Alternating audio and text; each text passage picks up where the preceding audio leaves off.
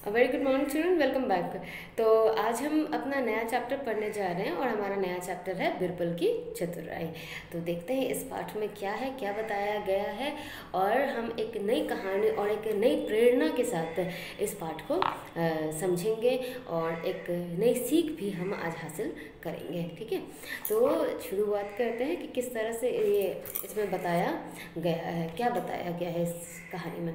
बादशाह अकबर का दरबार लगा हुआ था। बादशाह अकबर का क्या लगा हुआ था? दरबार लगा हुआ था। एक दरबारी हाथ में कांच का जार जो होता है वो लेकर के वहाँ आया। ठीक है, कांच का जार लेकर के आया। बादशाह ने पूछा, इस जार में क्या है? दरबारी बोला, माफ़ी चाहता हूँ हुजूर, इसमें रेत और चीनी का मिश्रण है। इसमें क्या है? रेत और चीनी का मिश्रण, दोनों को, रेत को यानी कि बालू को और चीनी को मिला दिया गया है और उस जार में भर दिया गया है। हम बीरबल की योग्यता को परखना चाहते हैं, मतलब कि मैं ये जार इसलिए लेकर के आया हूँ, मैं बीरबल की योग्यता को परखना चाहता हूँ। मैं बीरबल को देखना चाहता हूँ कि वो आखिर कितने बुद्धिमान हैं।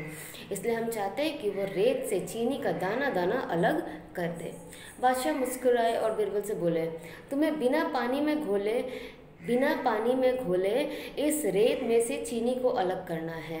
क्या करना है? रेत में से चीनी को अलग करना है, क्योंकि अगर पानी में घोल दिया जाए तो क्या होगा? रेत नीचे बैठ जाएगा और चीनी जो है वो पानी में घुल जाएगा। ठीक है, तो उससे भी क्या होगा? अलग अलग हो जाता है, लेकिन उसमें उसको पानी में नहीं घोलना है, कुछ अलग ही युक्ति निकालनी, मतलब कोई अलग तरीका ही निकालना है। अगले दिन बिरबल फलों के बगीचे में पहुँचे। कहाँ पहुँचे? फलों के बगीचे में पहुँचे। जार में भरा सारा मिश्रण आम के, देख रहे हो इस फोटो में, आम के एक बड़े पेड़ के चारों ओर बिखेर दिया। देख रहे हो नीचे की तरफ? देखो आप, इसमें क्या किया उसने? आम के पेड़ जो है, आम का जो पेड़ है उसके चारों तरफ, मतलब पूरा गोल करके इसमें क्या कर दिया गया है? डाल दिया उसने। ठीक है, अगले दिन सभी दरबारियों की भीड़ उस आम के पेड़ के निकट जा पहुंची। सबने देखा कि वहां अब केवल रेत पड़ी थी।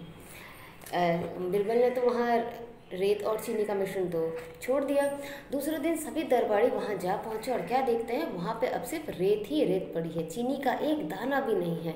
सब सोच में पड़ गए, भाई आखिर चीनी का दाना गया तो गया कहाँ? गया तो गया कहाँ? सारा दाना गया तो गया कहाँ? कौन खा गया? कहाँ? ऐसा क्या किया बिरबल ने कि चीनी का एक दाना भी नहीं दिख रहा है? यहाँ पे सिर्फ रेत ही रेत दिख रहा है।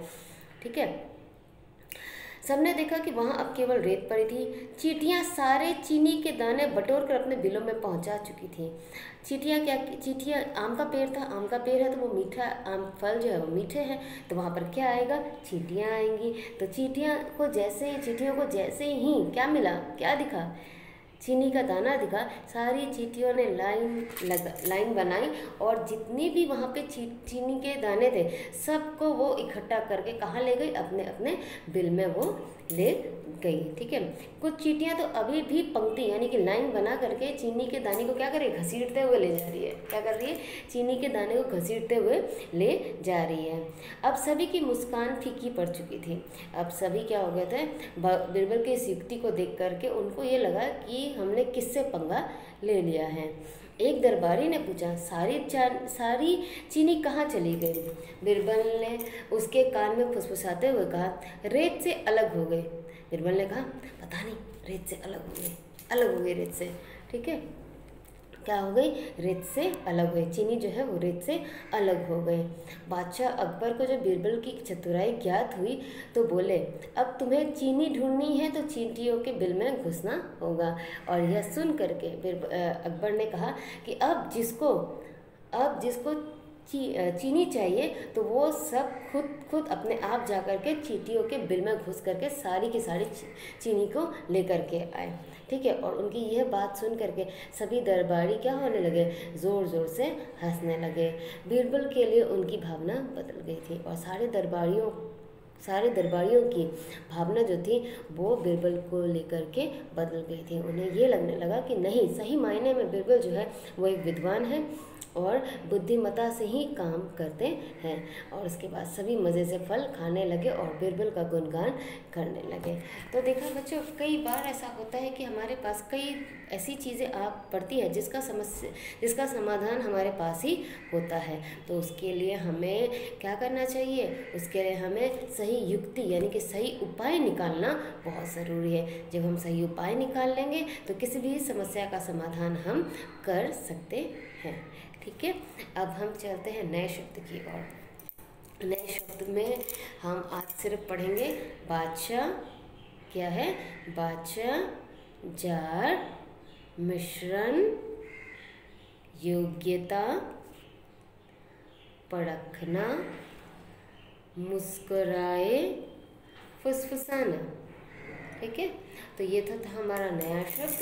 अब हम पढ़ते हैं शब्दार्थ की तरफ। शब्दार्थ में देखते हैं बादशाह, इसको हम कहते हैं शासक, शासक, दरबार, राजसभा, जार, कांच या चीनी मिट्टी का बर्तन, मिश्रण, मिली हुई सामग्री, परखना, जांचना, भीड़, जहाँ अधिक लोग जमा हों, बटोरना, इकट्ठा करना, पंक्ति, कतार, लाइन, फुसफुसाना, कानाफूसी करना, चतुराई, चालाकी, ठहाका, जोर से हंसना, भावना, विचार, मनोभाव, गुणगान, प्रशंसा करना। ठीक है, अब हम इंग्लिश के शब्दार्थ देखेंगे। बादशाह, किंग, दरबार, कोर्ट, जार, चार, मिश्रण, कंपाउंड और you can say mixture also, योग्यता, टैलेंट, परखना, एग्जामाइन, भीड़, क्राउड, बटोरना, कलेक्ट, फुसफुसाना, विस्परिंग, चतुराई, क्लेवरनेस, ठहाका, आउटबर्स्ट, भावना, सेंटिमेंट, गुणगान, ग्लोरिफिकेशन। तो आज के लिए इतना ही। आज आपको क्या करना है, आज आपको नए शब्दार्थ इंग्लिश वाले और हिंदी वाले दोनों को अपने कॉपी में लिखना है। और लेसन 5 का क्वेश्चन आंसर्स मैं आपको गूगल क्लासरूम में दे रही हूँ, please write down in your copy. Okay, thank you so much.